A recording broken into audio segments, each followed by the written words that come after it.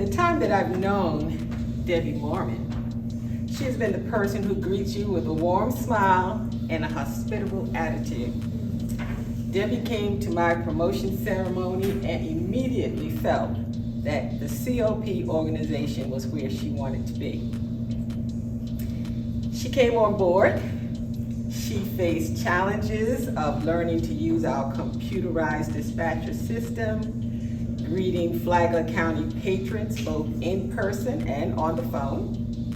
There were days when she was required to do all those things at once, and there were days when she felt overwhelmed, but she never gave up.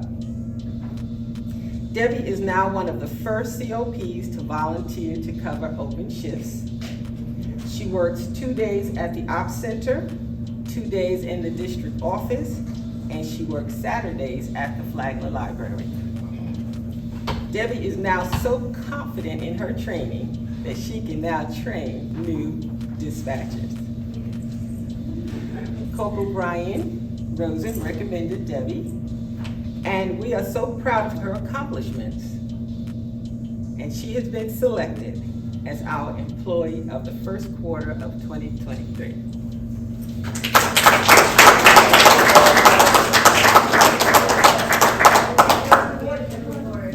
Also, I'm going to read her certificate. It almost reads the same as if we wrote it. It says COP Dispatcher Deborah Morman, employee of the first quarter 2023 for outstanding service to the Citizen Observer Patrol Division in areas of dispatcher, receptionist, excellent customer service at District 2, COP Security at the Flagler Library, and the greeter at the Flagler Sheriff Operations Center.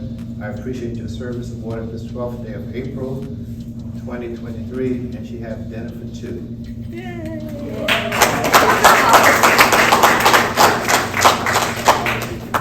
She said, she'll step on my toe.